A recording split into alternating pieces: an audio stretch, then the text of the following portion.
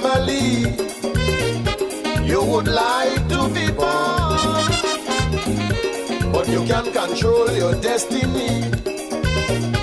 To stand still or go on. Growing up in the ghetto, with all the bad examples, you're inclined to follow the wrong set of evil. With price increasing every day, and very little to put on, you might think it's the best way to steal from your fellow man.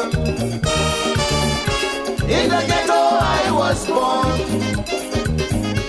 In the ghetto life must go on. But poverty don't mean crime and violence. You have to change the environment. In the ghetto I grew up, where hunger is part of life. But poverty don't mean hating your fellow men. We've got to change these bad conditions. We have got to change for the benefit of our children. Feel alive, feel alive. Oh my God.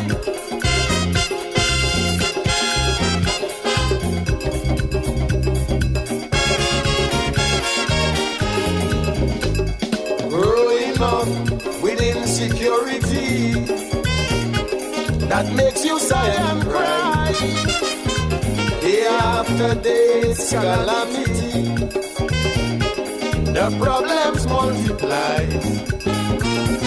Sometimes you feel like giving up, but somehow you keep hanging on.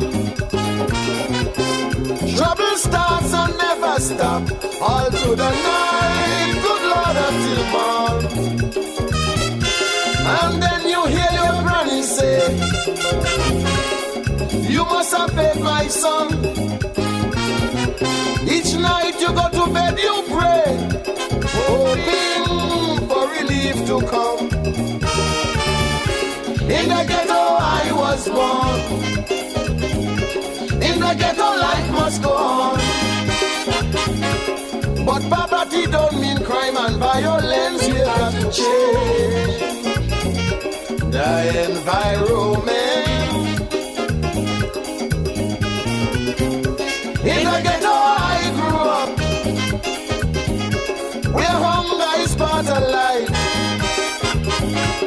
But poverty don't mean hating your fellow men. We've got to change these bad conditions. We have got to change for the benefit of our children. Feel alive, feel alive.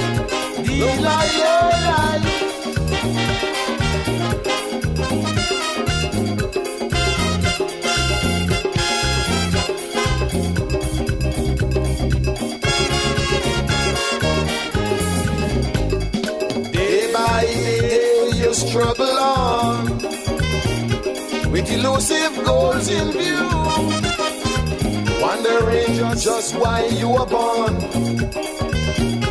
to suffer the way you do. Paddling to keep your head above water, holding on to your good name. Sometimes you wonder why bother when life remains the same. But you know giving up will never solve the problems we face. And I wish everyone will consider to help and fight off this race. In the ghetto I was born. In the ghetto life must go on. But poverty don't mean crime and violence. We've got to change the environment. In the ghetto I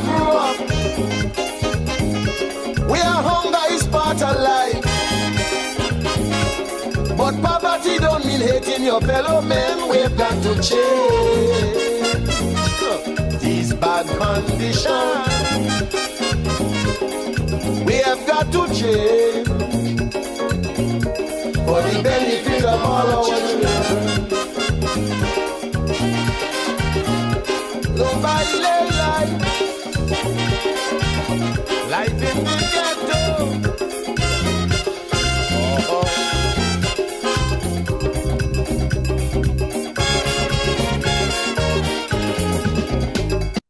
Yes, Sounds of Demand, Brother Emmanuel there, the King Short Shirt, out of Wadadley, Antigua. That one is called We Have Got to Change for the Benefit of Our Children. I'm DJ Mauricio, and I'm coming to you live and direct from my bunker here in the Republic of St. Paul, St. Kitts. Yes, you heard it right. The DJ is still here in our beloved Federation. And that song is especially for those folks out there who are trying to sell out our country, sell out our Federation. They say they want to start some SSC zone there, Nevis. The people says no, but they're still trying to convince folks that is the best option.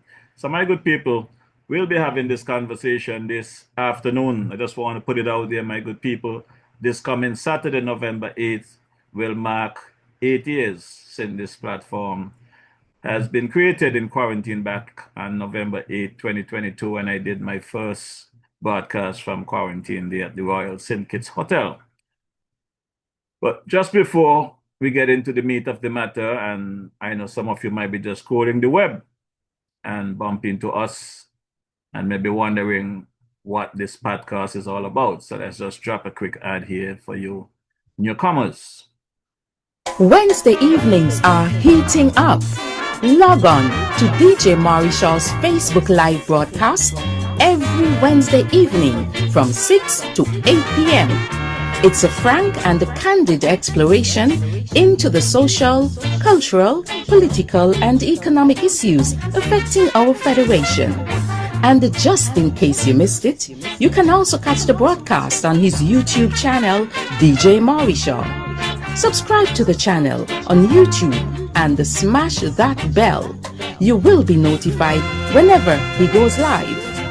DJ Mauricio, every Wednesday evening, Facebook 6 to 8 p.m. or thereafter on his YouTube channel, DJ Mauricio. Log on.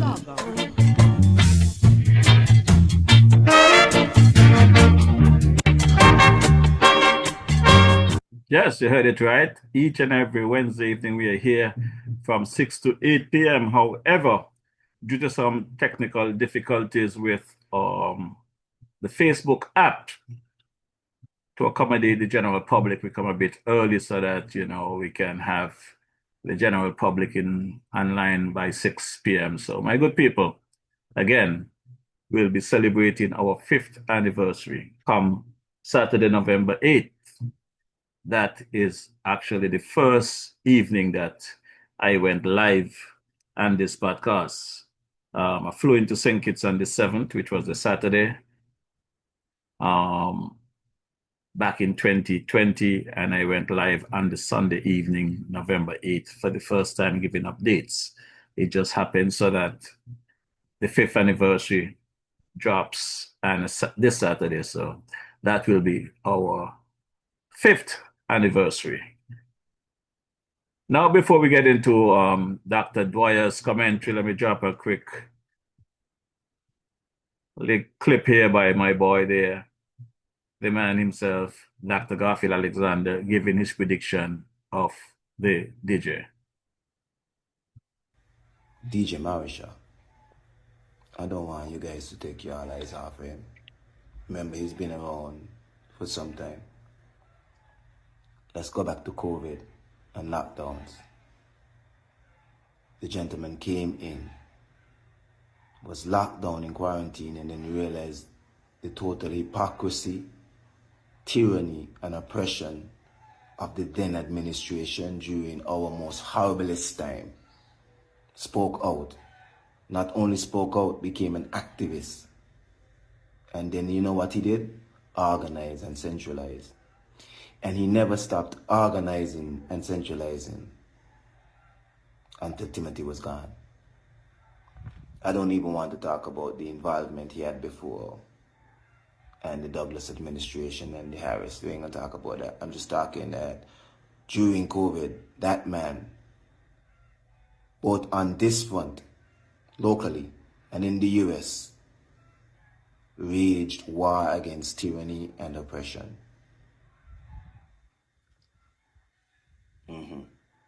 One simple man. A DJ, as he calls himself. He never called himself an engineer or anything else. Just a DJ. Because he understands the power of voice. And not just voice. Autonomous, independent, honest, transparent voice. Always wins in the end. So it could be persons with unlimited power and unlimited money. He somehow always becomes the David against the Goliaths. Be careful with him. Be kind to him. Watch him. Because trust me, he's going to triumph in the end again. Yes, thank you, Brother Alexander, for that clip. We're going to jump straight into Brother Dwyer Astafan's commentary for today. Wednesday, 5th November 2025. And this is a continuation from last week's commentary. Greetings. There has been heated discussion about the recently passed Special Sustainable Zones Authorization Act and about the project proposed for Nevis under the Act.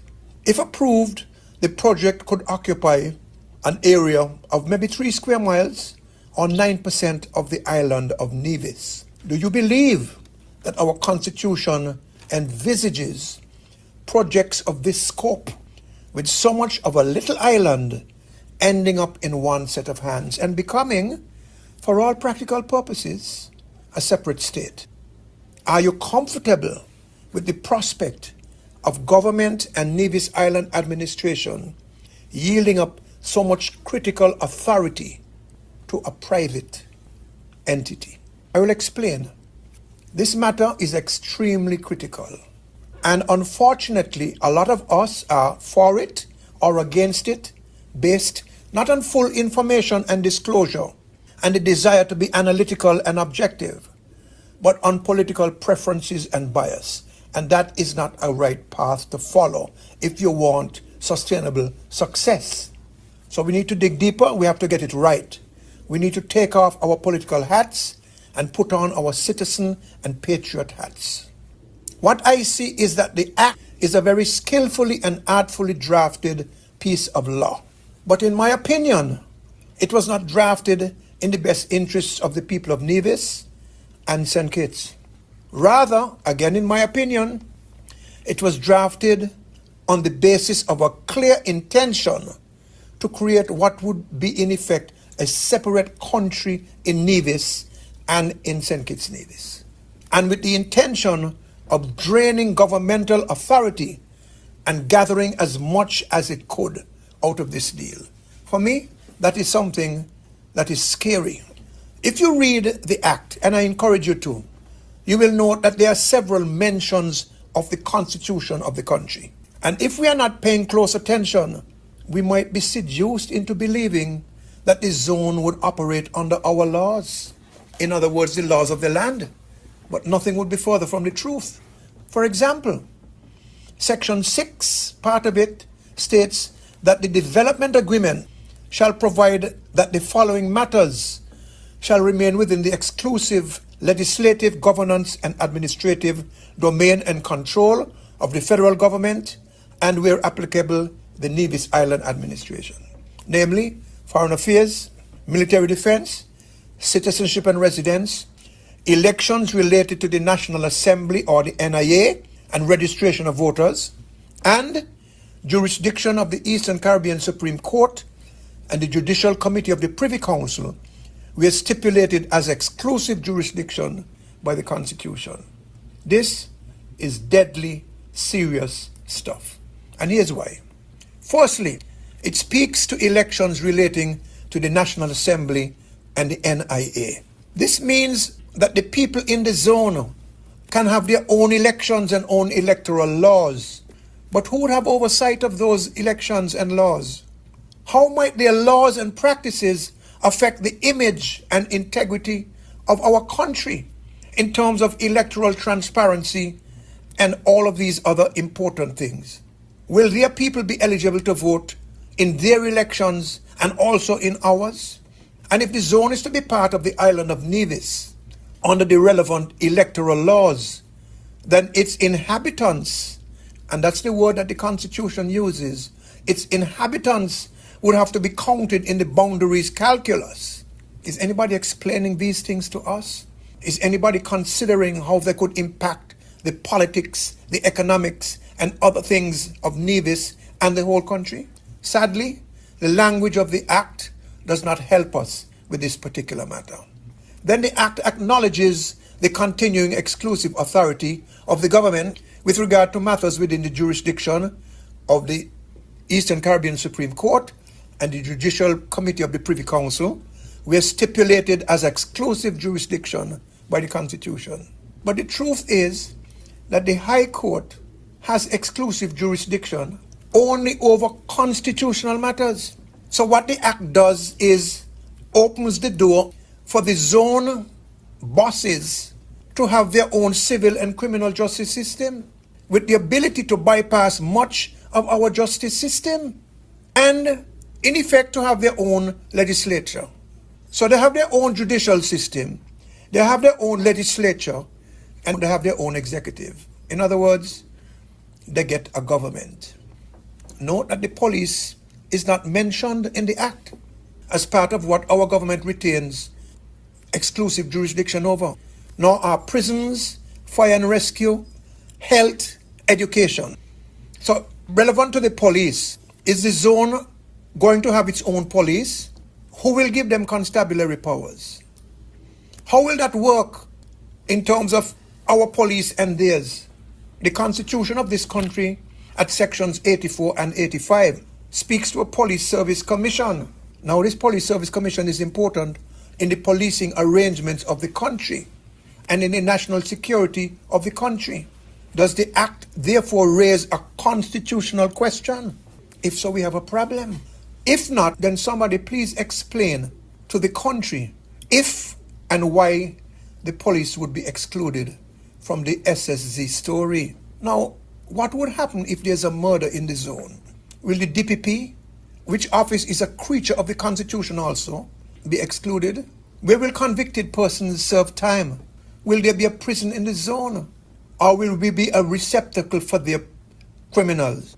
How might that affect our national security, our national security agencies, our international image, our stability? What about an appellate criminal and civil system? Will they have their own? Where will that lead to? Why is nobody explaining these things to us? We don't know enough.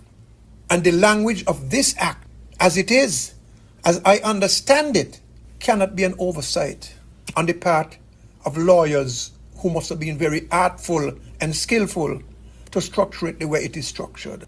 In my opinion, it is intentionally crafted the way it is. I'm not fooled by all of these references to the Constitution either. That, for me, is a distraction. The truth is that the Act was drafted to exclude the Constitution as much as possible and to set up as best as possible an independent state in Nevis. So skillfully done that the whole thing is also set up, in my opinion, to avoid judicial review cases being brought because they put it all into legislation, an act of parliament. How could our highly intelligent lawmakers and their legal luminaries and advisors miss this? Or is it me missing something? Please enlighten me. Enlighten us. Because if I am missing something, then I'm sure a lot of other people are as well. One of the objects of the Act is to promote St. Kitts Nevis as an extraordinary investment and lifestyle destination. What do they mean by lifestyle? The Act does not mention education, as I said, or health. What are the plans for these things? What about data gathering, synchronization between their institutions and ours? How can they operate without oversight from our education and health authorities? How could that be? Do you mean that they're going to be that separate from everybody else? separate like apartheid. The act also states that the zone must supply at least 70% of its renewable energy and 70% of its water for itself. They should supply all for themselves. They should not have access to subsidize energy and water from the public grid. That deprives us, cuts our share short in terms of water and energy, and cuts our share short in terms of revenue for the relevant authorities. The law also says that the developer will provide dispute resolution services. What would that look like? Will it include our lawyers, our mediators, and other professionals? Or is this going to be yet another pathway for people from up north to eat our lunch? What about building standards? It looks like they will have pretty much their own way.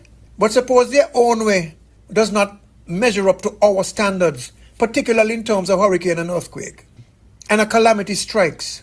Insurance rates go up, not just in St. Kitts Nevis, but all over because of that, because of slackness, allowing things like that to happen. But are we allowing things like that to happen? The Act also states that the developer shall present an economic analysis to show that the zone is likely to generate long-term economic opportunities. I ask, for whom?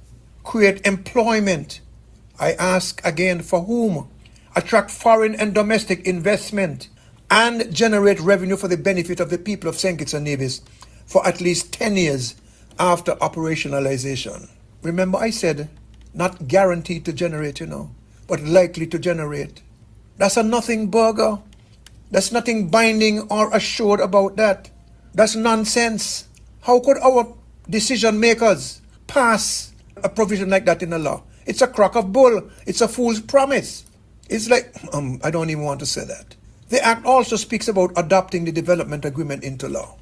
I am calling upon our legislators to make sure that if things reach that point, that the entire development agreement is included in the document presented to Parliament, and done so only after it is published broadly for the people of this country to examine and provide their feedback. We want to see the entire agreement.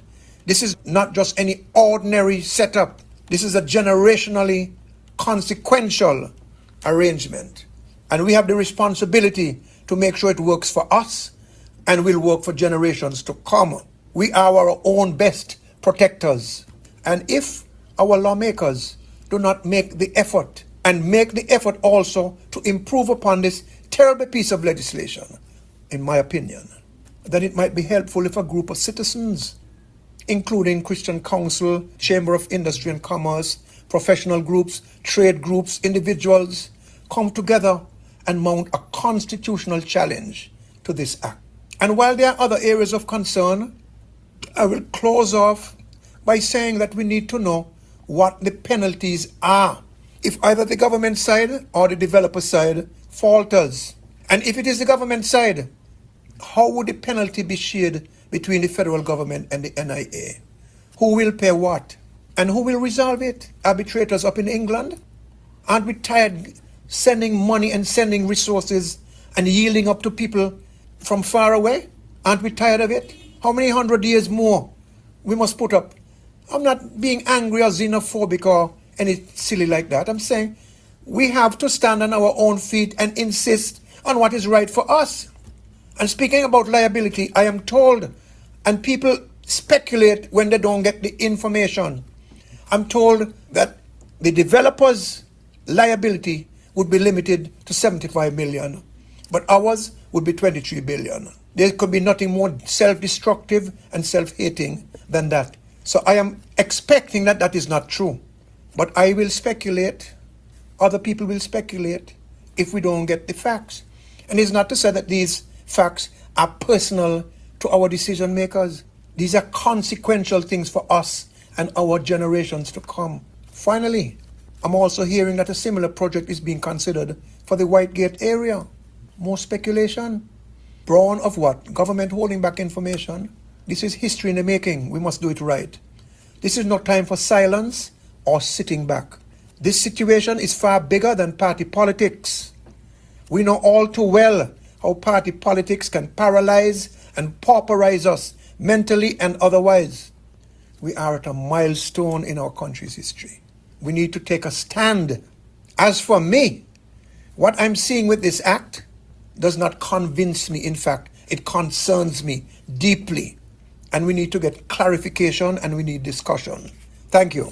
I think Yes, my good people, that is the commentary for Brother Dwyer Astafan for today, Wednesday, 5th November, 2025. I think I have said this for the last several weeks, and I hope that is sinking in. Dwyer, I appreciate your commentary. I appreciate your input and in this regard. However, I am praying for the day that you come around and demand that this act, this law, be repealed. That is what is required, Dwyer. You drive a vehicle. I am pretty sure if you were to get into an accident and your vehicle is 70–80% damage, the insurance company will tell you it's a write-off. They're not going to fix that vehicle. So why, with all of the damage that this bill that was rushed through Parliament by our Premier and Prime Minister must get the courtesy of doing any edits? We don't need any edits. We need this bill to be repealed, Dwyer. As a matter of fact, in the last couple of days, I understand there was some town hall and Nevis. And according to what I was hearing, the people on Nevis, they basically told the Premier in no uncertain terms that it is a no. So basically, I think the Premier got that message, but just in the event that some of our people may have forgot what the people said, let me just drop this clip. First of all, we do not know the full background of all of the persons who are the developers. These developers, of course, they were not born and bred here in Nevis, so we're not going to know the full background of all of them.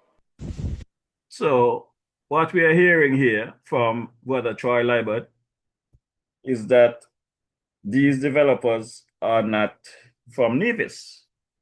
So basically, they don't have the background, and these developers, the full background. So basically, they don't even know who they are getting involved in this SSA matter there and Nevis. But at that same town hall, the Premier asked a question and he received a response from the people. So let's hear what the Premier statement was and what the people answer was. We're having a town hall now, again, not to talk about the legislation, but to talk about the project that has been proposed. I am not understanding why that is such a difficult concept for us to grasp. The project that is proposed is what we are talking about. Do we want this project that is proposed on the South Coast? That is what we are talking about, right?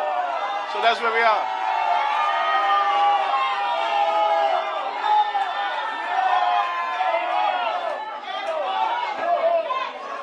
So it sounds to my ear that the eyes have it.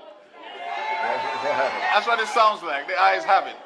So this is the discussion that we're having on this occasion. So I just want to make that clear. Now, in relation to what's the other question? Quiet, please. Quiet. Quiet, please. Yeah. The language you used was a vast number of persons are speaking out against the project. And again, I would only admonish you to speak for you, because I don't know who the vast number of persons are.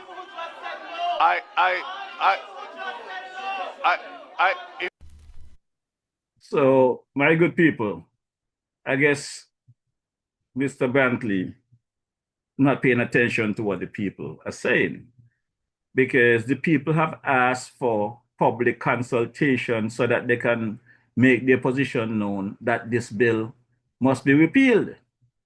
But the premier come to a town hall to let the people know that he called a town hall meeting not to discuss the bill or the act or the law, but to discuss whether or not they want the project. Well, the people give him a big no. We do not want that project here at Nevis. And what the premier did a few evenings later and his podcast, what the premier did is to inform the people of Nevis that whatever they say, he don't care. It does not matter to him. What matters to him is what takes place in his house. Hear the premier for yourself. Ladies and gentlemen, I am here to advise those who may not have known that it does not matter to me one jot what people say. It doesn't matter. What you have to say about me and your opinion of me, that no matter. You understand? Because when I go home, it is the opinions there that matter to me most. I live by me.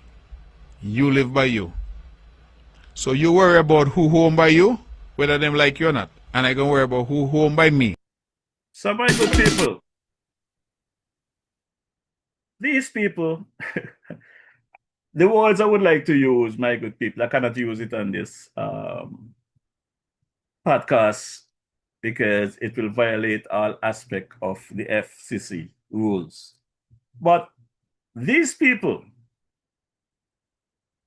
went wherever they went. You know, it's like they come to us and they're bending knees, asking for us to support them, to send them to Parliament to represent us.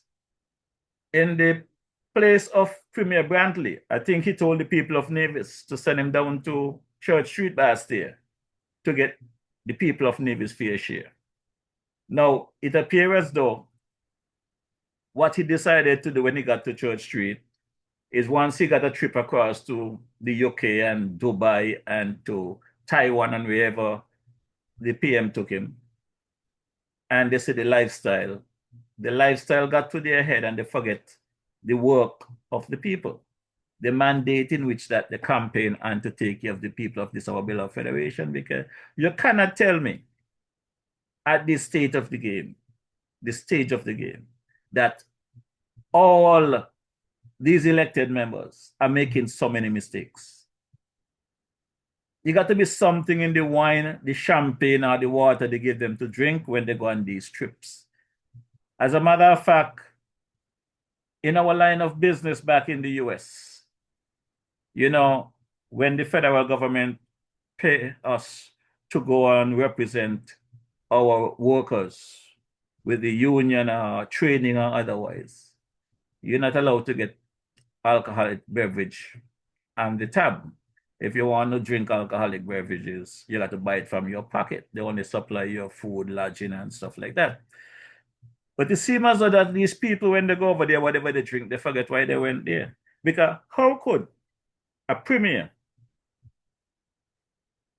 who asked the people to elect him to take care of their business, clearly not taking care of their business, because if their business was taken care of, a hospital wing that started in 2019 with a finish date of 2020,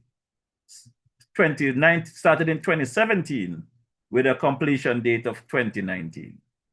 That today in 2025 is still not completed with no end in sight. I think that should have been priority for the Premier and for the Minister of Health, our Prime Minister, Terence Joe. When I asked the Prime Minister about that hospital wing and this podcast, he said that's Nevis business, you know.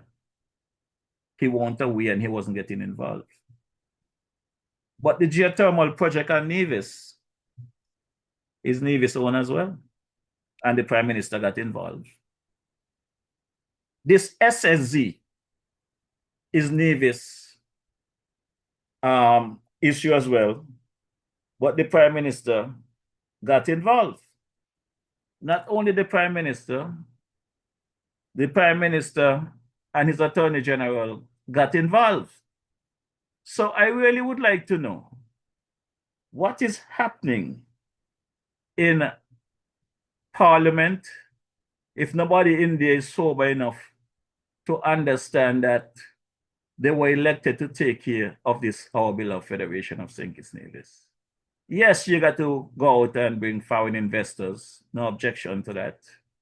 But why the local businesses and the local people must always get the dirty end of the stick? I am trying to understand. Because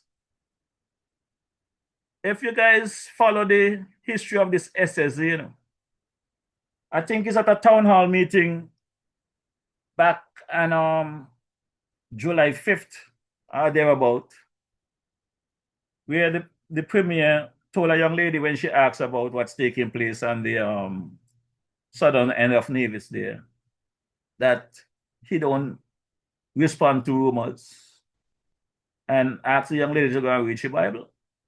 He know what she's talking about. But look, as the onion layer peel back over the last couple of weeks, look at the different turn of things that we are getting.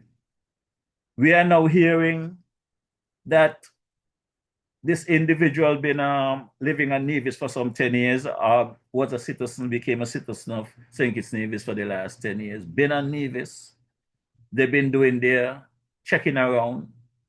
They have shown interest in purchasing lands in that area.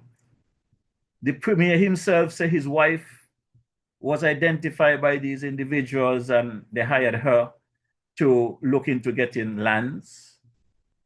And she's the go-to person. She's a realtor. I mean, just like I said back in July, he did not know what the people talking about. But if we follow the money and we follow the conversation, this project go back years. The start of this project go back years. The Premier is even trying to tell us that he did not know these individuals. He was introduced to these individuals through his wife. Well, what else the wife out there doing besides selling land? I would like to have a conversation with the Premier. I sent him a message to try to get a little interview with him. I have not heard back from the Premier. Because I don't want to come here and speculate. I want to ask him some real questions. Your wife is the realtor who is responsible or the go-between with these people. And on July 5th, you weren't aware of this project. On the 31st of July, the bill got its first reading in Parliament in St. Kitts, Federal Parliament. And the 11th of August, it got its second and third reading. By the 22nd of August or thereabout, it became law without even consultation with the people of St. Kitts and Nevis. And who presented this bill in Parliament? None other than our Prime Minister, Dr. Terence Drew, supported by AG and everybody else. But let's take a listen to our Prime Minister now that the law has passed in Parliament and the people of Nevis are saying, no, we don't want this thing. Let's take a listen. Sometimes I see people trying to pull me in. You can't pull me into Nevis affairs. If Nevis decide to sell the land here, what does that have to do with me? That is the Nevis Island, and it was specific. Do we have, where are some of the sustainable zones here on St. Kitts presently? There are no sustainable zones. We don't have any. No, because this law was just passed. Okay. Yes. There's no proposal for St. Kitts for any sustainability zone. The Premier has said there's one for Nevis. Yeah. I do not want to talk about, to be honest, I don't want to get involved in the debate that's happening in Nevis. That is a debate for Nevisians. So my good people, however they get this bill presented to them, it's clear that they did not write this bill. It is clear it was not their idea. This was something that was presented to them and they came out and just went to Parliament and present it, pass it for whatever reason without consulting the people. Well, now the people get hold of what's taking place and they're saying no. Now, these lame duck Prime Minister and Attorney General is telling us they don't want to talk about it. What do you mean you don't want to talk about it? We are your bosses. We, the people of St. Kitts Nevis, are your bosses. Every last one of us. Every 50,000 plus of us is your bosses. We got 11 of you sitting in that room. Some on the opposition bench, some on the government benches. But we, the people, are your bosses. And these are the conversations that the people are having in the public domain. But it appears as though it's only a couple of us that is living in the Federation at the moment. The people that are speaking about this situation, this SSZ, seems to be just a handful of people that is living in St. Kitts and Nevis. Because I got people like the Brock-up boy, the Erasmus Williams, that look bad, Ben-up boy, the Erasmus Williams, trying to target the DJ. Now, we all are aware that the DJ do his thing online. And whoever wants to support on the ground, we welcome your support. So with the complaints about this SSZ zone, the Reggie Francis situation, the Glenborough situation, the Christophe Harbour situation, the Friars Bay situation, and we can go on and on, the Galaxy situation, the MSR matter, the prison project, all of those CBI situation, our leaking facilities from hospital to airport to National Bank to the water department, several of our buildings, the police stations around the island, all government buildings is in a mess. But instead of these things be taken care of, our politicians, our leaders, they're on a plane every other day, if not every day, all over the world having a good time and doing all manner of evil. So we try to have the conversation. The DJ does things the way he knows best. Political action for me is action, not just talk here on a Wednesday evening and it's done. I make a presence. Let people feel me. Let people understand that it's okay to have a conversation. Don't be afraid. Do not let them cow you. You are free to walk the streets of St. Kitts Nevis whenever you want. Back in 21, 22, I demonstrated that. And we see what the end result is today. And I decided to carry that mantle again going forward. So last month on the 26th of September, the CEC did its first awareness march. Had a reasonable turnout on the road. But as I said, though I welcome the presence on the ground, I want to reach the people overseas because this government has invested hundreds of thousands of dollars of fake pages trying to flood the media, giving the people overseas the impression that we are doing so good in St. Kitts and Nevis. While we are scrunting, we are catching hell. People here are starving. People can't pay their bills. While these people going and playing, I understand some of them airfare one round trip is 30,000 US. While people here on the ground cannot get a meal. I spoke about the situation a couple of weeks ago. We have parents, both males and females, single parent, who are trying to get a little help from social services. And when they go and apply, they're asking them to put down how much underwear the kids have. What does how much underwear a child have to do with helping that person putting food in that child's stomach, or helping them to keep on the lights, or water to take a shower? My good friend Conway's there back in 21 campaign, 21, 22. He spoke about people cannot take a fresh freely. And as the water engineer, that will change in 100 days. This is our fourth year. They're into their fourth year, into their first term. The DJ still, when 7 o'clock come, water turn off till 5 in the morning. Sometimes there's no water at all. but they underplayed. These folks react to photo ops. Just stuff that benefit their ego. They're very egotistic. Not only the politician, but the people that represent them in the various departments, PSAs and all. The PSAs, like my boy Douglas said, some of them are pussies, but I would not call them pussies because pussy are good. I would have to find another word for them. I would not follow Douglas Watley with those words. I would not disrespect the ladies like that. But my good people, while I am here, like Dwyer and Alvan Brown and the Kelvin Daly and the Tulu and the boy Hensley, Janice Daniel, Pat Bartlett, and the crew that's out there trying to sensitize the people. There are many people out there, names too much to mention. But I want to applaud everybody that is on track with the wrongs that are happening in the Federation at the moment. While we are out there trying to sensitize the people and to bring awareness, you got these misfits like Erasmus Williams, who is going into his last days, all of us heading towards our grave. A man of that stature who has been around from ZIZ to ZBVI in the British Virgin Islands as a journalist. When he should be out there talking about these things, he's trying to attack the DJ.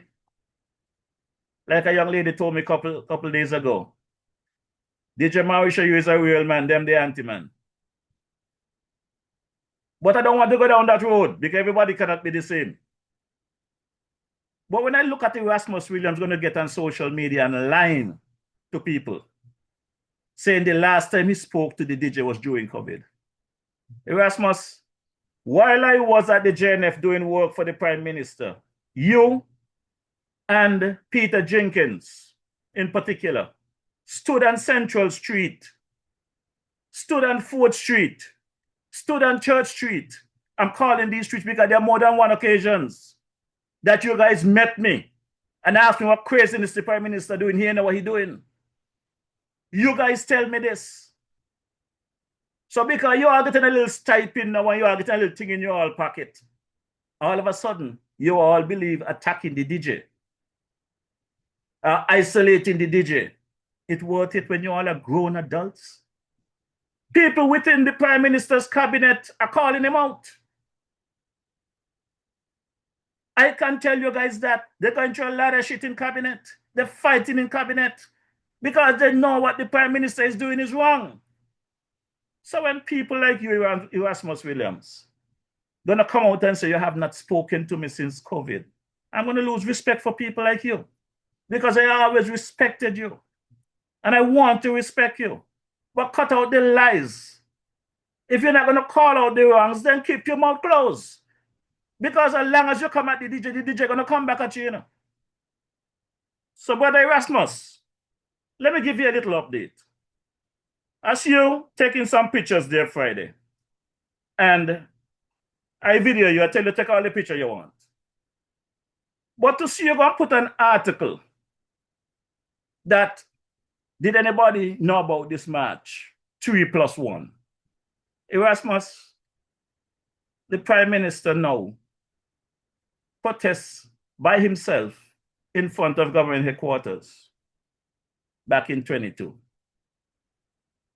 He was not an elected member of any office then. As a citizen of this country, he protested against the wrong that he thought was taking place. And I commended him for that. This DJ decided to go down to the mission in New York while Ian Patches Liebert was ambassador there representing us under Team Unity administration to protest against what happened against 3 of our citizens that was arrested for carrying placards, Independence 2021. And you know, what is amazing to me, what is really amazing, when I look at people like Sheila Barrett, Naomi Ward, my cousin, God bless her soul, Olivia Dickinson and her sister, my girl Joseph Buchanan, and several others that came down to the mission to stand in solidarity. I know they made it clear to me that they're not there to support the DJ. They're there to stand up because they want to get rid of the farmer administration. I understood that. As a matter of fact, Naomi voiced a concern to me that she was afraid to go downtown because she don't want to get arrested. I had to explain to Naomi that she has a right to protest. Nobody could lock you up to protest.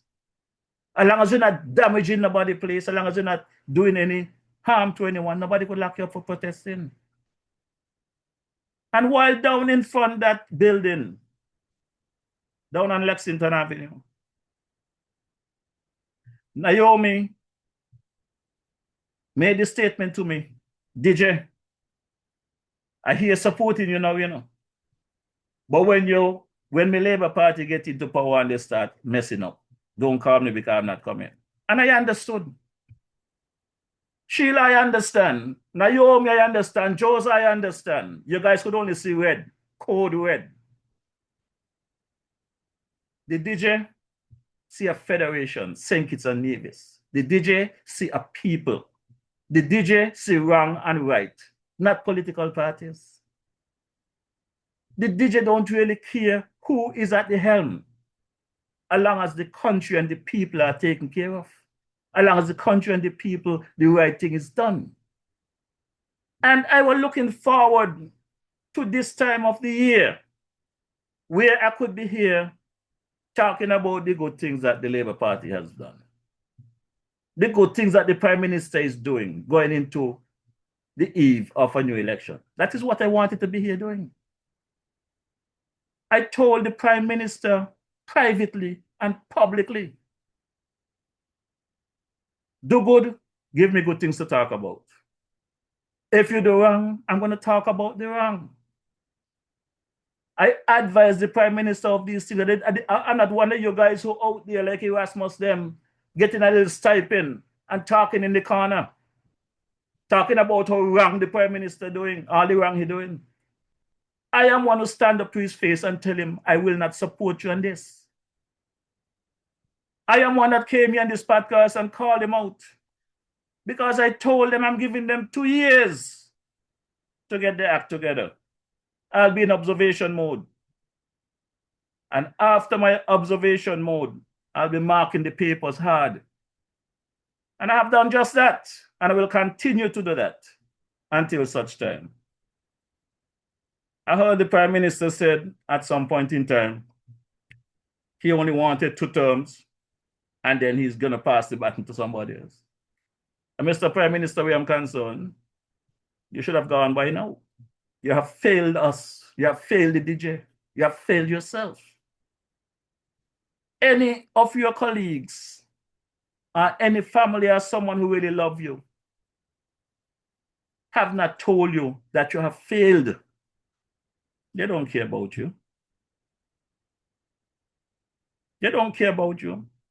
And I'm going to highlight me things, So, Brother Erasmus, while you count, as you say, 3 plus 1 on the ground, which you're exaggerating because we had much more people than that on the ground. Let me tell you what Facebook tells me. Facebook sent me my monthly report. And what Facebook tells me? My professional dashboard for the last 28 days, October 8th to November 4th. Age and genders. What Facebook have told the DJ that on a regular for the past 28 days, I have an average of 56% women and 44% men that follows the DJ, that look at my podcast regularly. The age group is between 65 plus, 24.1%. 55 to 64, 23.7%. 45 to 54, 20.6%. And the other percentage, 31.6 around the globe. Facebook didn't stop there. Facebook went on to tell me that the top locations that listens to my podcast, the top locations I'm seeing around the globe, but the top 4 locations, St. Kitts and Nevis, 32.8%. The United States, 20.2%. The US Virgin Islands, 2.5%. United Kingdom, 1.9%. But Erasmus, I am saying to you, I do not come on the road and concern about whether I have 2, 3, 4 people. The people here on the ground in St. Kitts Nevis don't know what the issues are. That many of them have said to me even today, Marisha, we got your back. Marisha, we support what you're doing. Marisha, we understand what you're saying.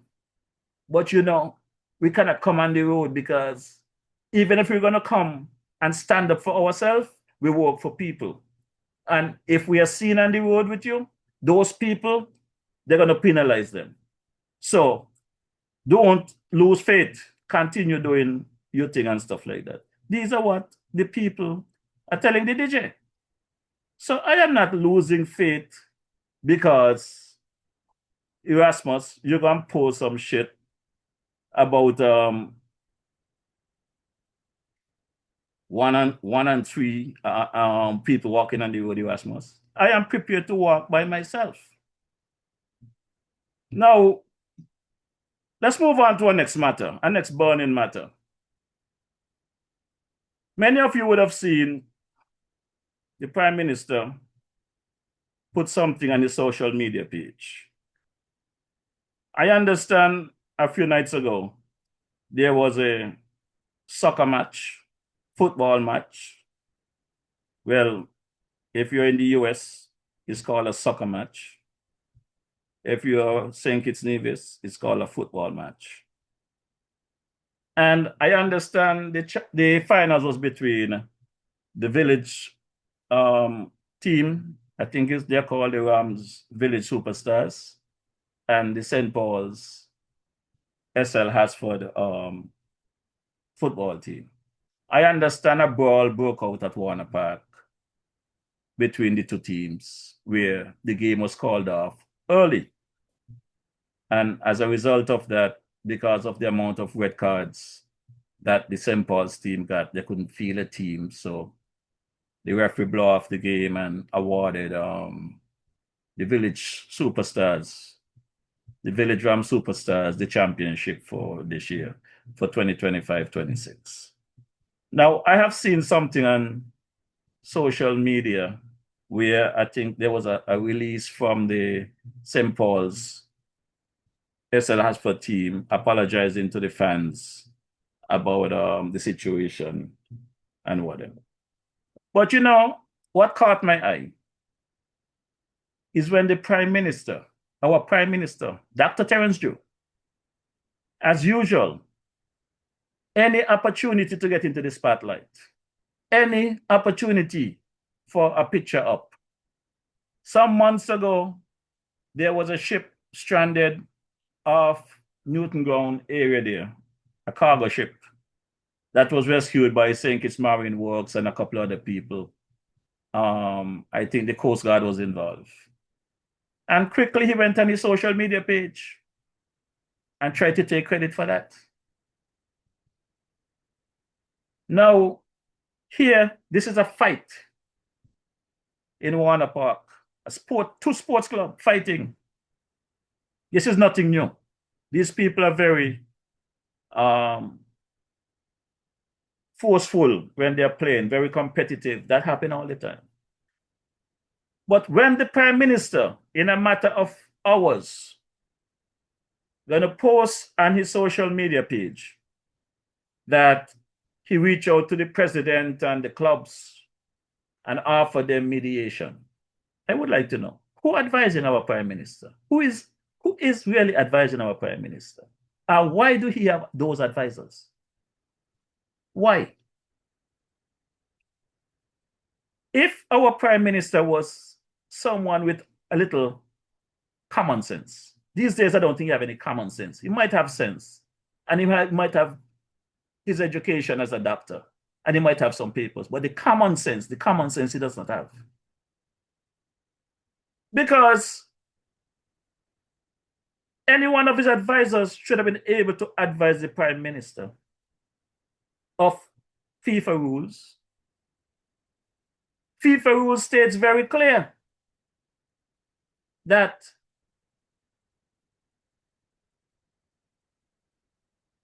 it does not allow for court and state actors to mediate in on-field dispute. It's very clear in FIFA rules. It's even going to explaining to you the reason why. And it also explains if this takes place, the teams can be suspended or thrown out of the national body. Didn't the Prime Minister know this when he went and posted this thing on his social media page? And if you don't know it, I have it here, I could send it to him. The rules by FIFA is right here. It says why government mediation is not allowed. FIFA's statutes are clear about maintaining the autonomy of football. FIFA statute requires all members and associate managers, associations to manage their affairs independently and without influence from third parties, including governments.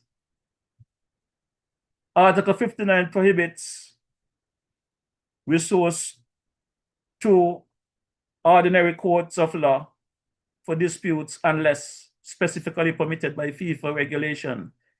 Dispute must be resolved within the football system or to the Court of Arbitration for Sport, CAS. Could somebody please ask the Prime Minister to take that stuff down from his page and apologize for getting involved? Stop embarrassing himself and the country. Because he's doing it in front of the whole world.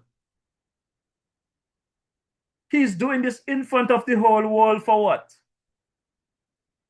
A couple of minutes of fame that you offered. Well, Mr. Prime Minister, I'm going to ask you 2 questions right now. And I hope you take them as questions and don't get personal with the DJ. Because the DJ love you, Prime Minister. In spite of you screwing up, the DJ want to see you do well. I told you I will speak to you soft when I'm given the opportunity to speak to you softly. But when I don't get that opportunity to speak to you softly, I'm going to talk loud from my, as the AJ call this, my chambers, my parliament. And this is the real parliament. I'll tell you that because what I bring from here, facts. So, Mr. Prime Minister, since you are so quick to go and mediate an issue between 2 football clubs that I'm pretty sure membership between players and management is about 20 or plus people. You got to convince 20 plus people in your mediation. Since you are so quick to go and have a conversation with them, it's over 7 months ago I heard some rumor that one of our campaign colleagues in the 2022 campaign to get you into office, though he might have preferred Jeffrey Hanley as the leader of the Labour Party, he still supported you in the campaign for the election. So I would think he supports you as Prime Minister. My partner, Larry Vaughan, I understand there was some conflict within your office. Larry Vaughan, that you appointed ambassador to CARICOM, and your senior civil servant that attached to your office. I understand there was some conflict over 7 months ago. Mr. Prime Minister, can you tell the DJ and the country whether or not you have offered mediation between Mr. Larry Vaughan and your senior civil servant, or the person who is the head of the civil service? Could you let us know something? Because you've been very silent. There has been no statement, and people are asking the DJ. So I am asking the question for the people, Mr. Pierre. Has there been any mediation? What's the status of that conflict? The status of that conflict between Larry Vaughan and your head of civil service and anyone else in your office? What's the status of that? My second question, Mr. Prime Minister. There seems to be some issue with another big supporter campaign for you heavy, and I think he's still campaigning for you. Brother Duncan Watley, another colleague that was a part of the campaign trail to get you into office, and by extension, the Labour Party. Whatever broke out between him and one of the ministers, the representative for number 3, Brother Congress Maynard. I understand Mr. Maynard took the big lies to court and is in court. Can you please explain to the country and to the DJ? Have you tried to mediate that? Is there a reason why you could not mediate that? Why I'm asking this question, Mr. Prime Minister, is that if you cannot take care of business in your own house, why you think you could take care of business in somebody else's house? You were elected Prime Minister for a reason. And you are not doing what you was elected to do, but you want to do other things. It's been more than 3 years you promised the DJ that your team that you put together is making preparation to go and have a town hall in Nevis. You are in your 4th year as Prime Minister. You not reached Nevis yet. I don't even know if at this point in time the people of Nevis will accept you the way they would have 3 years ago. Because you don't travel the globe. You say you're building a bridge to Africa. I've been hearing about building a bridge to Nevis from the southeast for some years now. At one point it went dormant. I'm hearing it again. And I would want to believe that building a bridge to Nevis from the southeast, which is about 2 miles, would be much easier and a bigger accomplishment than for you to try and build a bridge to Africa from St. Kitts. Because, Mr. Prime Minister, there's another thing I defended you on. When the big lies started questioning it, the big lies through his State of Affairs program was speaking about this Trinidadian that was given some millions of dollars approval to build these 2,400 smart homes. 2,400 smart homes to be built in your first term, 600 homes per year. I can recall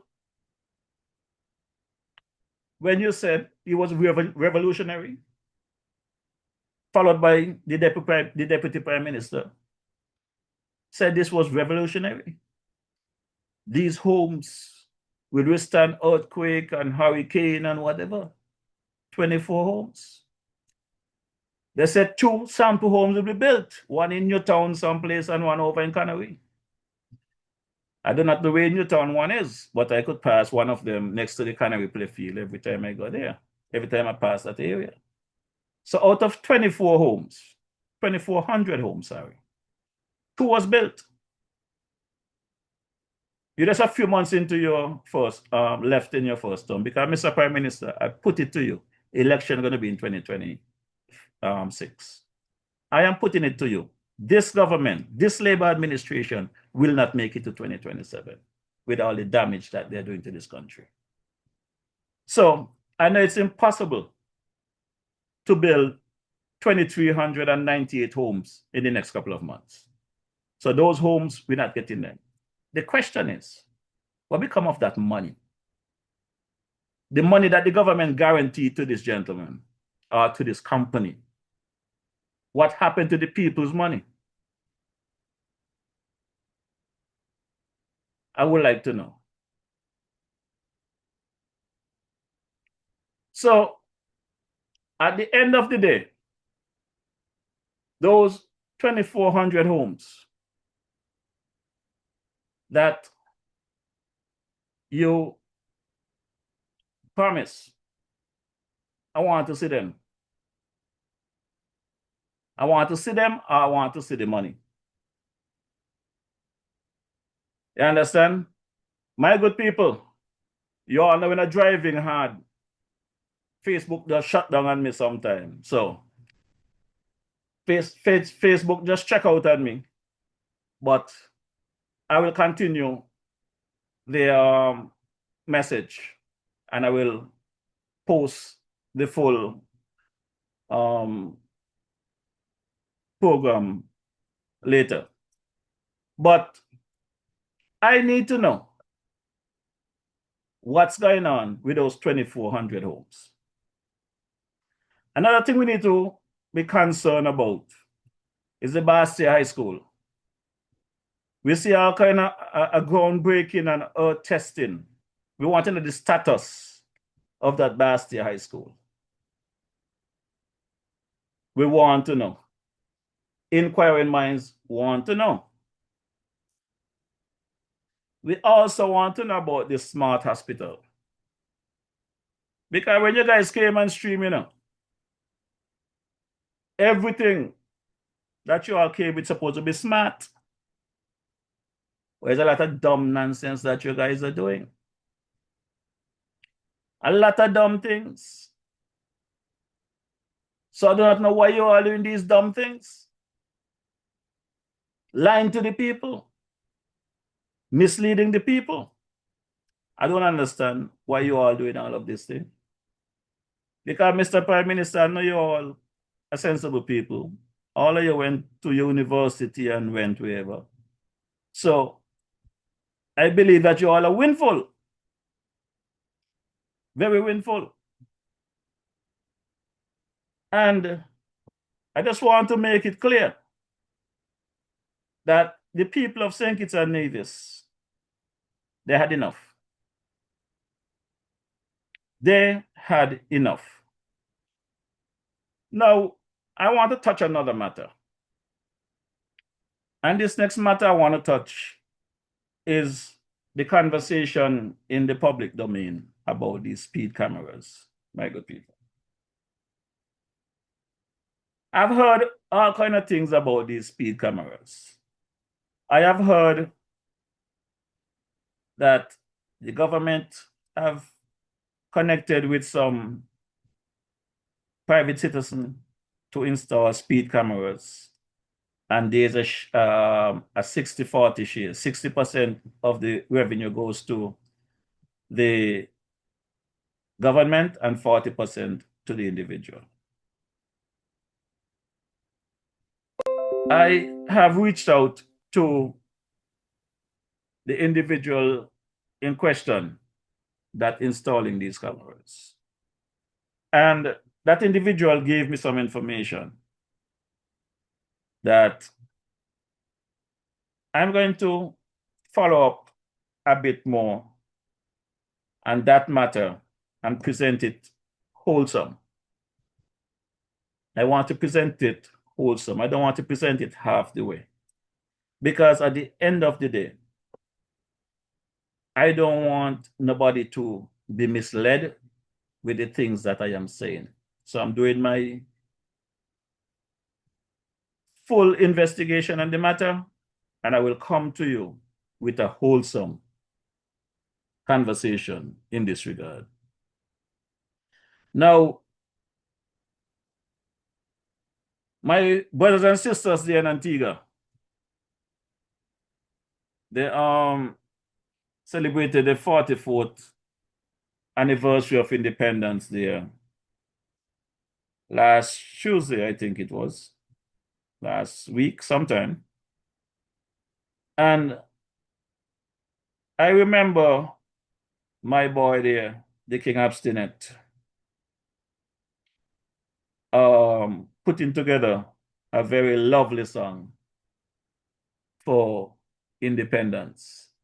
And I would like to share that song with our good citizen of St. Kitts and Nevis, because I think it will wake up some of you people who out there who seems to have memory loss of the purpose of independence. So let me drop this track here for my good people here in Antigua. The King Hapsy, your DJ is here.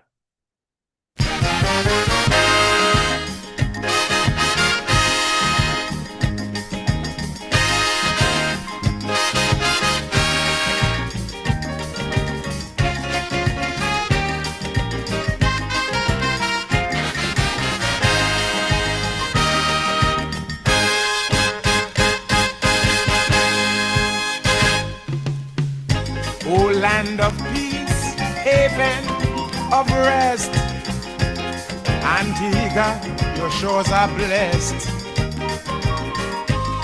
with the sweat of those who toiled in bondage to till the soil. From black hands, sweet sugar flowed. Many died with each cane load. From bondage came a new dawn. Antigua was born, but my people fought on for 400 years. Oppressed, faces drenched with tears. So now that we have become a free nation, sound the drum. Antigua, freedom forever.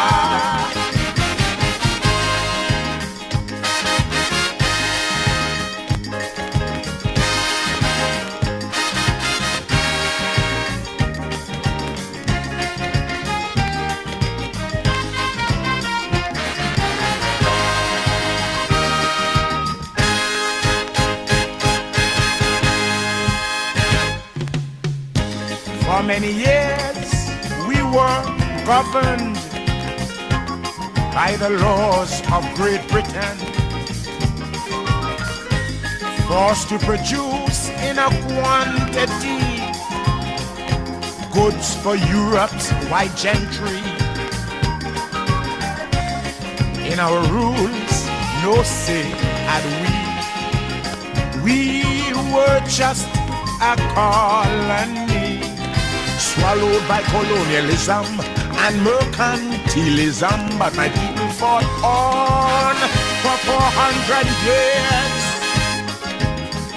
Oppressed, faces drenched with tears. So now that we have become a free nation, sound the drum. Babuta, freedom forever.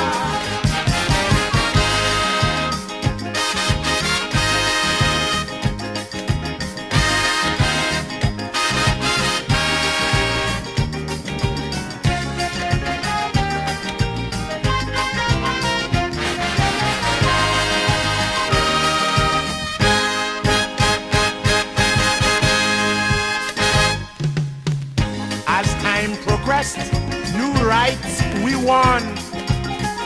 Now we can vote in an election. Freedom of speech and of religion. The right to an education. A home, a job. Freedom from hunger. Press freedom for the newspaper. Freedom to make our policy internationally, cause my people fought on for 400 years. They were oppressed, faces drenched with tears. So now that we have become a free nation, sound the drum. Antigua, freedom forever.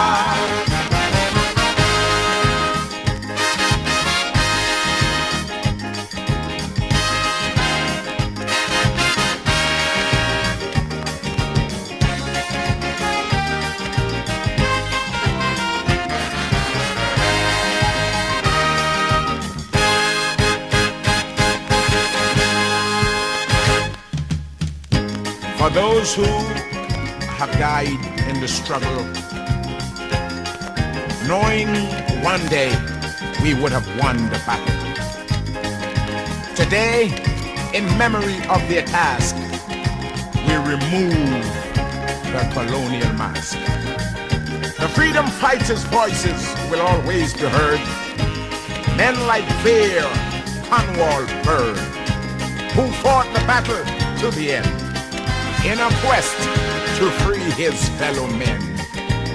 And those who fought on for 400 years, oppressed faces drenched with tears. So now that we have become a free nation, sound the drum, Antigua, freedom forever. My name is Paul King Obstinate Richards, from the village of Green Bay, St. John's, Antigua. And this is my contribution to Antigua independence, 1981. Yes, my good people, and that's the sound of my brother, the man, King Abstinent. That one is called Freedom Forever out of Antigua. I'm going to drop this one by my boy there, the man King Short Shirt. This one is our pledge. Yeah, man. Come in, Shorty. Let the people know how we go. You know you own the place. No, not you as yet. Not you as yet. I say Shorty. Where you going with that? Come on, Shorty. Don't let him take that one from you.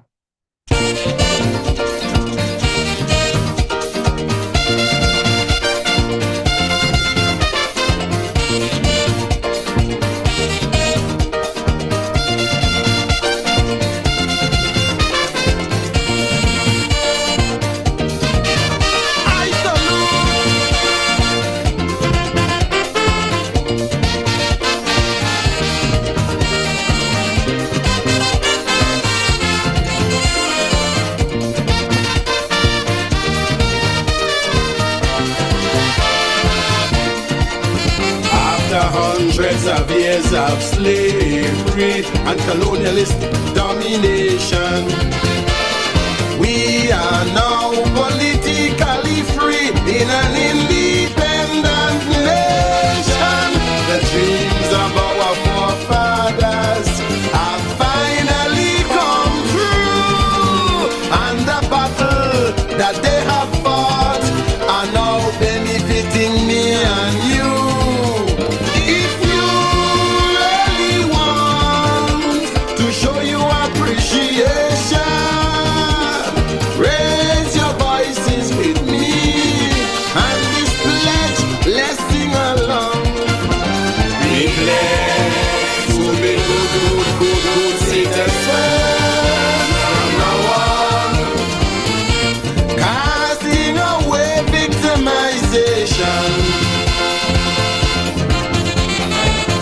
Corruption will cease, nepotism decrease throughout the whole nation.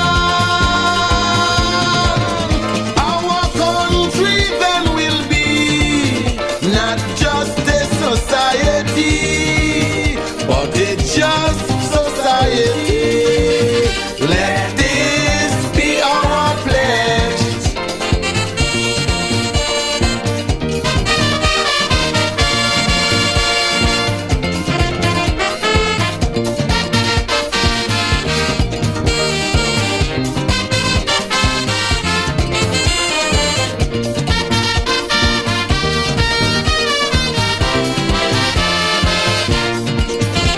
But please beware, my countrymen, of the trappings of false liberty. For true liberation does not only lie in constitutionality. We have gained nothing if all we do is pass from bondage to a settler task. With foreign shots, with the fangs exposed, surround us with promises of a brighter world. Have we the yoke of slavery born? Now that master days have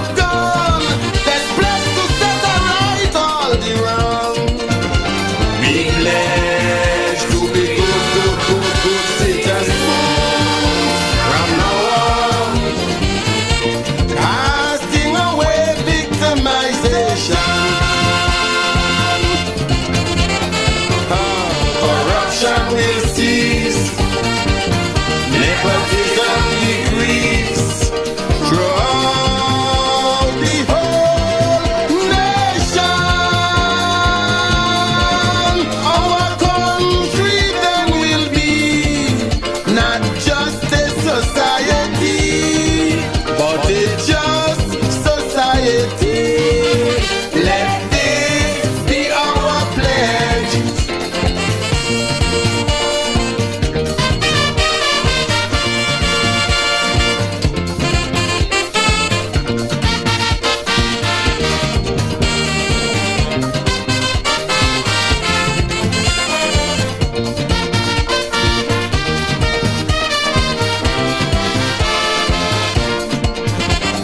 Gird up your lines, ever vigilant be, to curb injustice, graft and beg and see.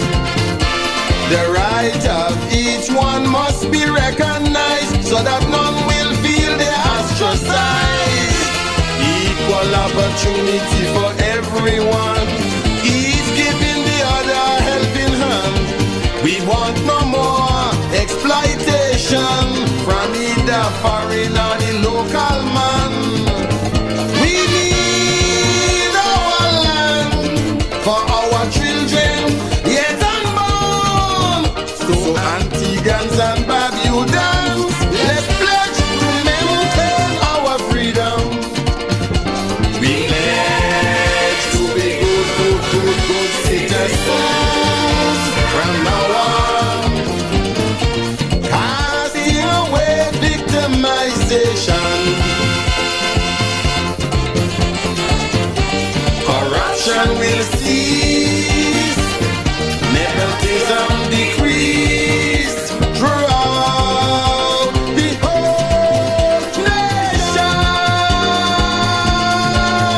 Our country then will be not just a society, but a just society. Let this be our pledge.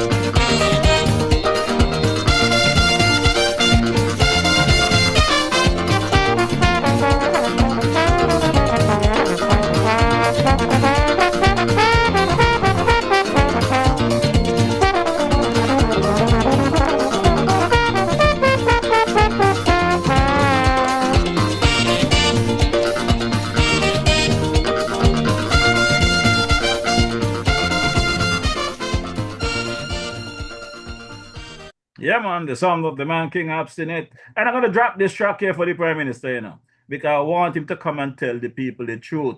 I'm going to tell him the truth.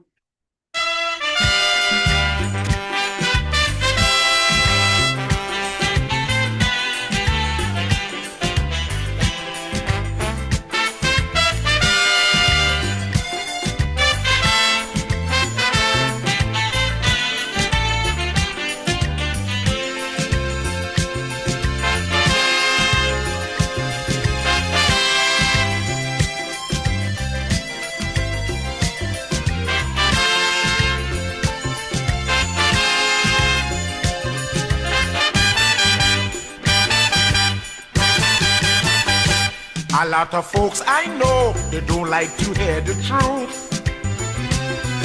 They would prefer if I don't sing and remain mute.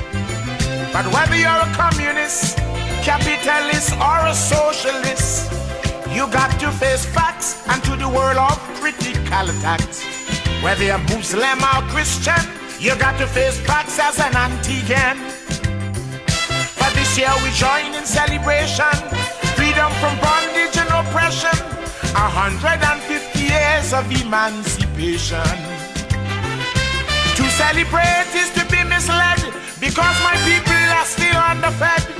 Night-style men still carrying the filth instead, and antigens still caught in water on the head.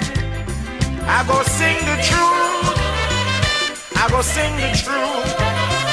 I know a lot of men get shoot just because of the truth, but I go sing the truth, sing the truth. I can't fool the youths, I have to tell them the truth.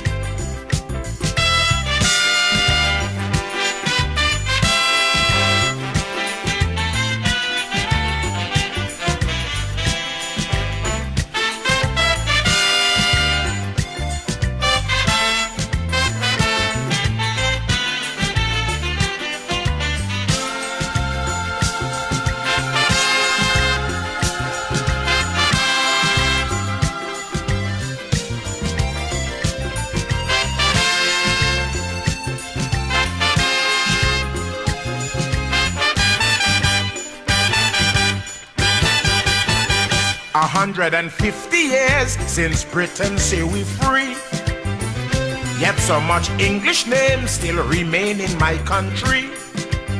And when I tell me people so, a lot of them get vexed, you know, and say that Swallow, who sang about space, beat me calypso. While both of us contribute, he singing fiction, I singing the truth. Look, the roads in such bad condition, they start fixing them for the election. Now that they win, it look like they stop road construction. The government have no opposition, so I taking up that position. And now and then permit me to ask a few questions, like how much money we owe foreign institution. Tell the truth, tell the truth. Don't substitute a lie for the gospel truth. Tell the truth, tell the truth. It's you who borrowed the loot, so tell the people the truth.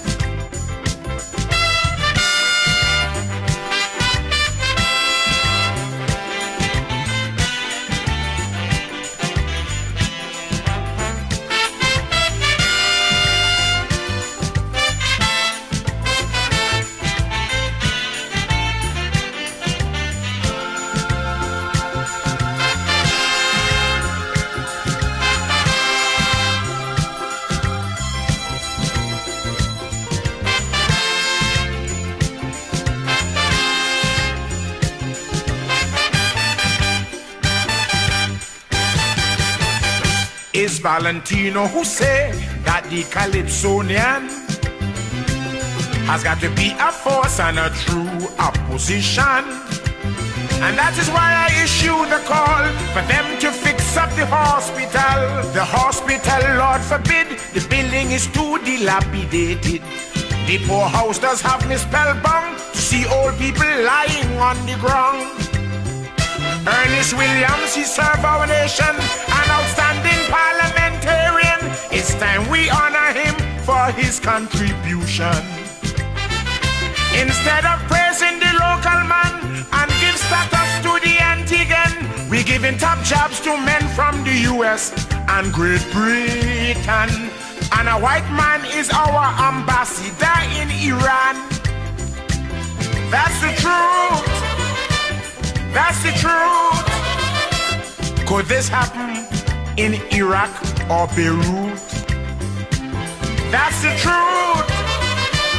That's the truth. I'm not afraid of the government boots. It's high time we face the truth.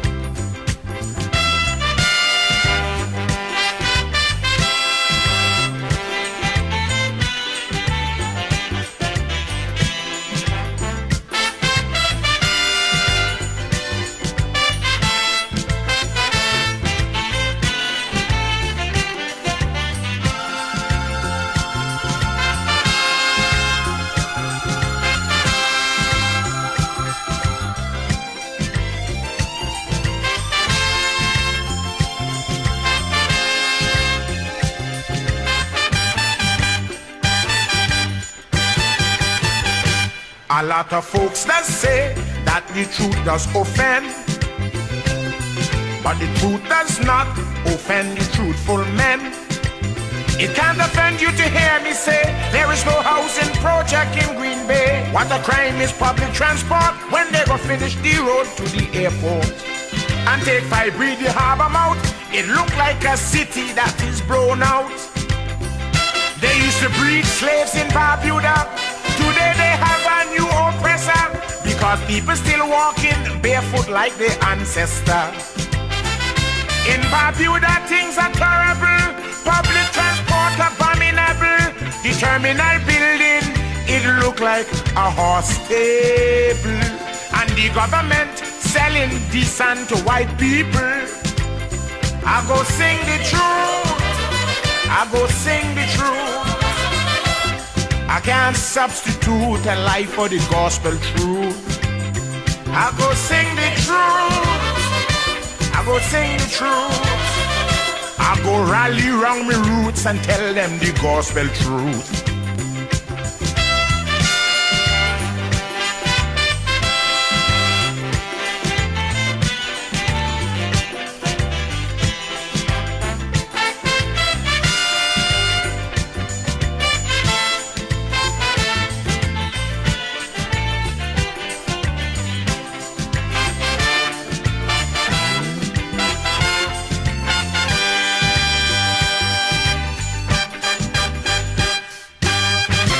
Yes, that is the man, the King Absi. So let me drop one more final track here of my boy, the man Short Shirt, before we take it down for this evening.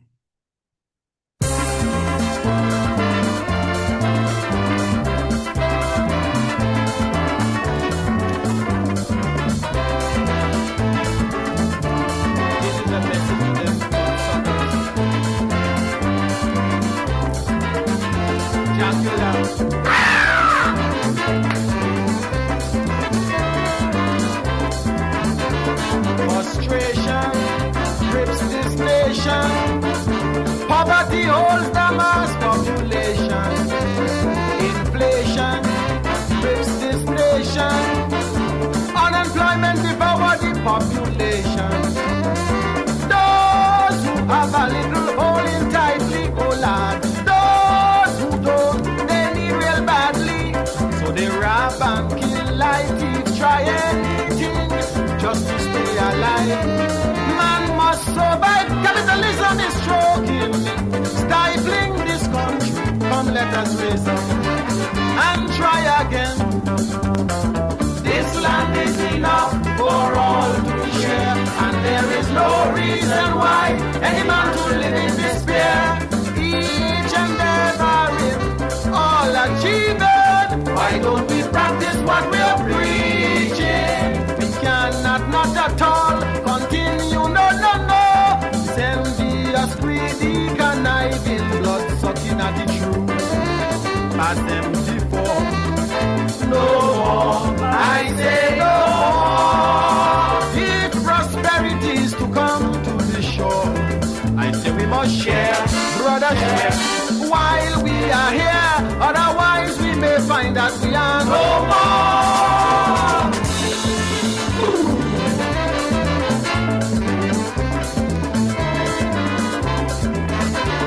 Confusion overlays the land. Hopelessly we stand before exploitation. All them Syrian and them foreign banks, they are sucking the very lifeblood from this island. I like Joe and Bryce will encourage much more inflation. They want too much profit from the pocket of the poor man. The prices are rising though, our salaries still are low, and they don't give a damn if this country come or go. Where is my government? Where is my government? I sweating, I catching hell. They're doing well, although this land is enough for all to share, and there is no reason why any man will live in despair. Each endeavoring, all achieving.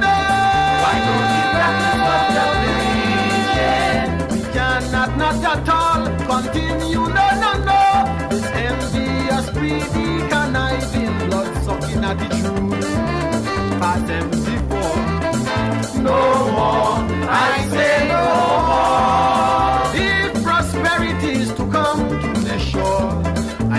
must share, brother, share.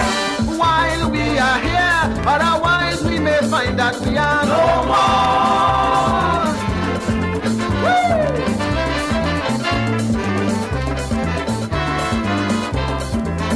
The insincerity, yes, the hypocrisy of this voracious system is butchering you and me.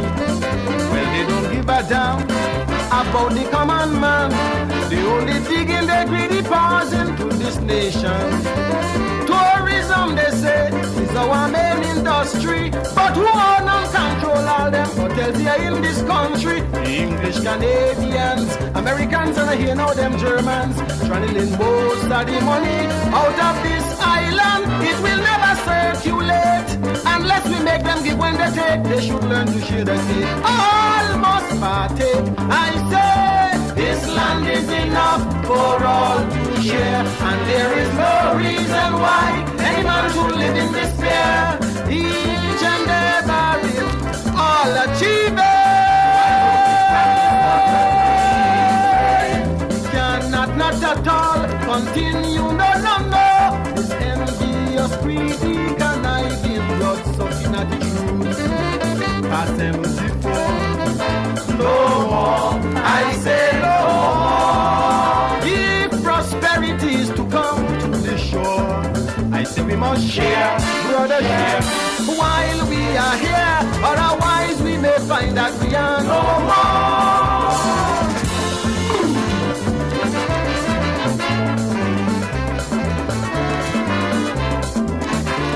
My brethren, would you make a choice? I want to hear you like the mighty thunder song your voice. Would you live in love and share with your fellow man? Or would you rather live like a savage beast and destroy this land? Who don't want to work and share the fruits of this country? We don't want them here, they can leave immediately. There's no time to fool around. We must cultivate the ground. Don't wait on the government. This land is our daily bread. Destruction is setting in. Destitution brings ruin. World pressures are dragging us down.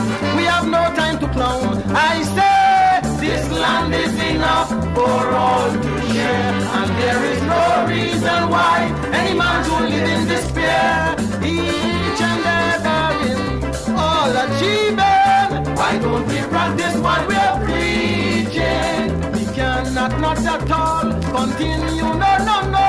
This envious, greedy, conniving, blood sucking at the truth. Pass them before.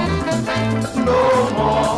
I say no more. If prosperity is to come to the shore, I say we must share, brother, share.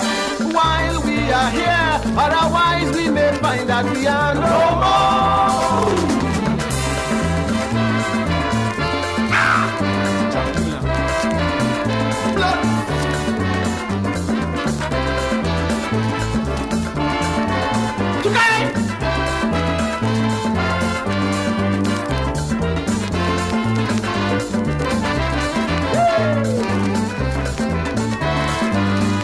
Yes, my good people, and we're just about the top of the hour.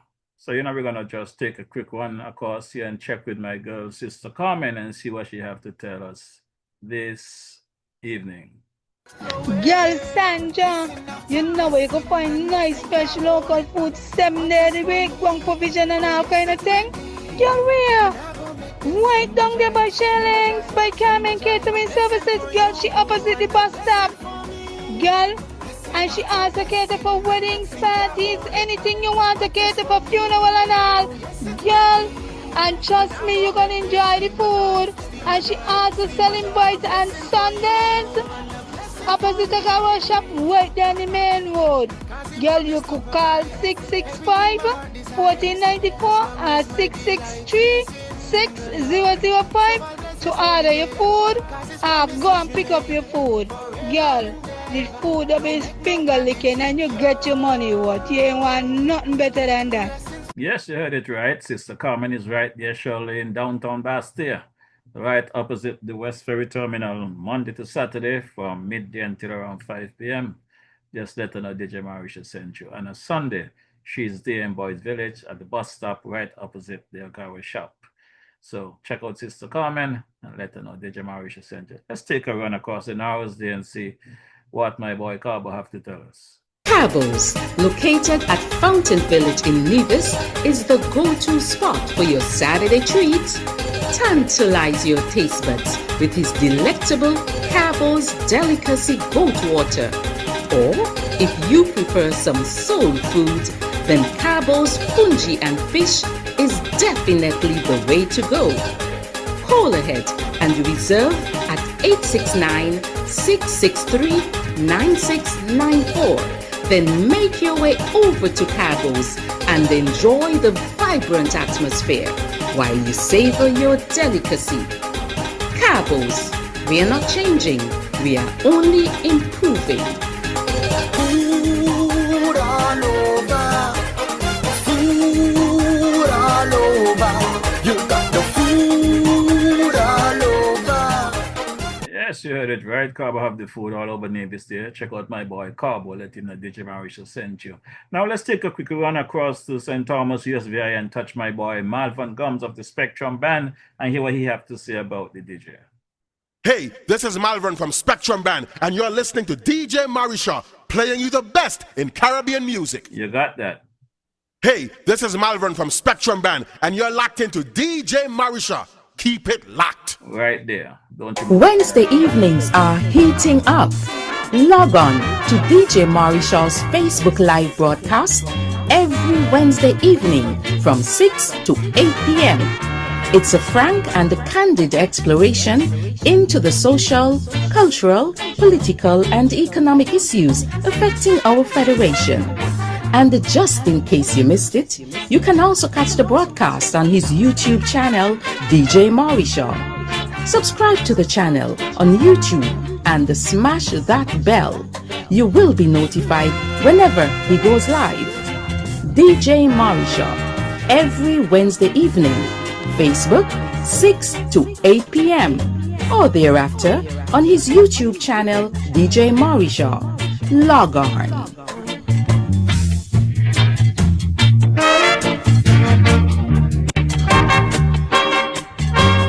Yes, you heard it right. And right about now, we're going to get into our unofficial anthem of the Federation of St. Kitts Nevis.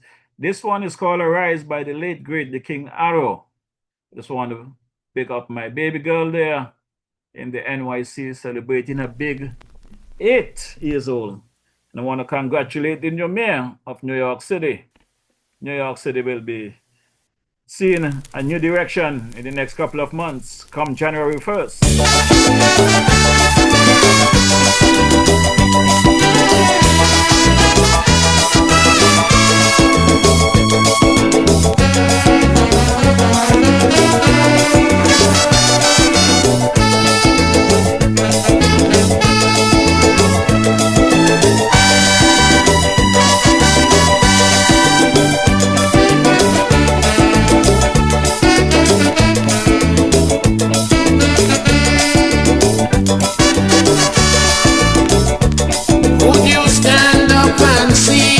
Your country dying and never lend a helping hand.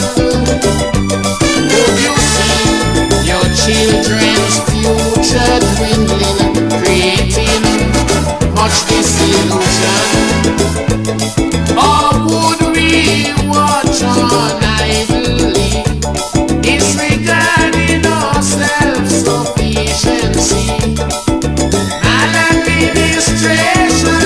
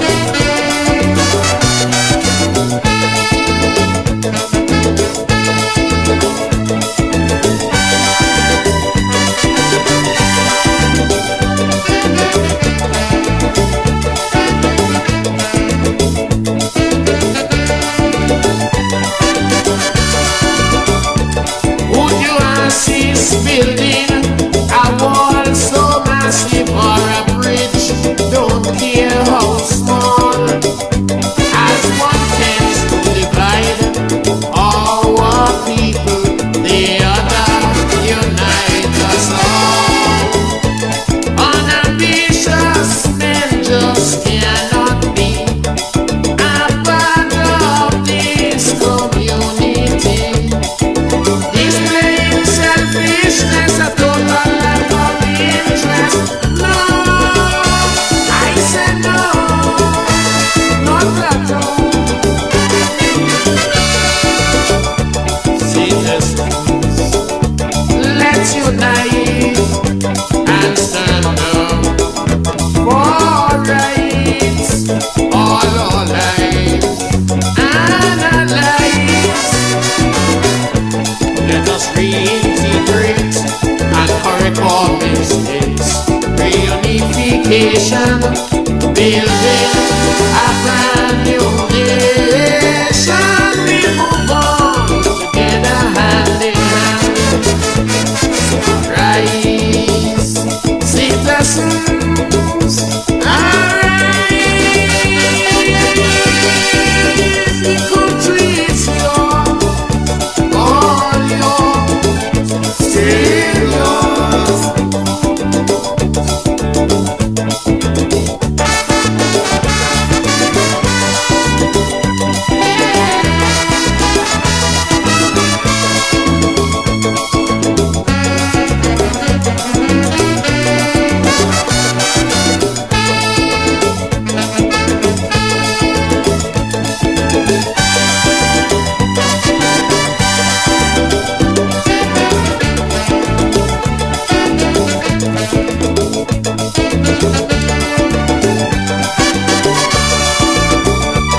Can your conscience be clear?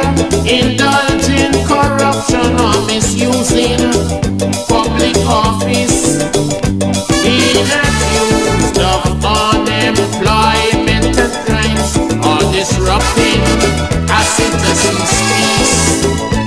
Oh, my country in this harmony, separated politically. Hatred for a brother, cannot love each other. No, I say no, not at all. Citizens, let's unite and stand up for rights, all our lives and our lives. Let us reintegrate and correct all mistakes. Reunification, building a brand new nation. We move on together hand in hand. So rise, citizens, arise. The country is yours, all yours, still yours.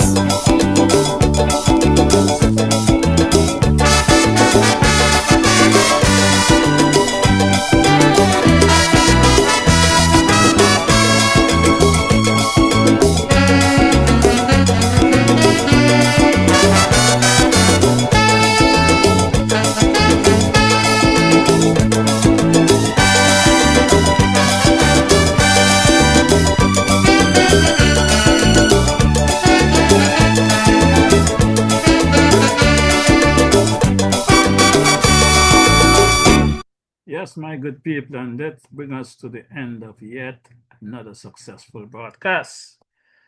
As I said earlier, at the top of the broadcast, this coming Saturday, November 8th, will make clear 5 years since we've been bringing good information to you on a weekly basis. So, my good people, for those of you out there who is in a position to make your contributions, please do so and help keep it going. I would love to have this podcast going for another 5 years, but you know, it takes some financing to keep it rolling. So I appreciate all who have made their contributions. and ask that you continue to do so. I also want to big up my engineer there, Brother Ike, for bringing us this far. Without my engineer Ike, this podcast would not be possible. So, Brother Ike, as we celebrate with the DJ our 5-year mark, I hope that the people of Trinidad and Tobago, allow you to continue with us. Also, my technicians there, too many to mention. Some names I cannot call because, the victims, the victimization of these people. But I want to big up my nephew there, the man Glenville Lawrence, for his continued support in this regard. So until such time as we come back next week, I say have a pleasant evening.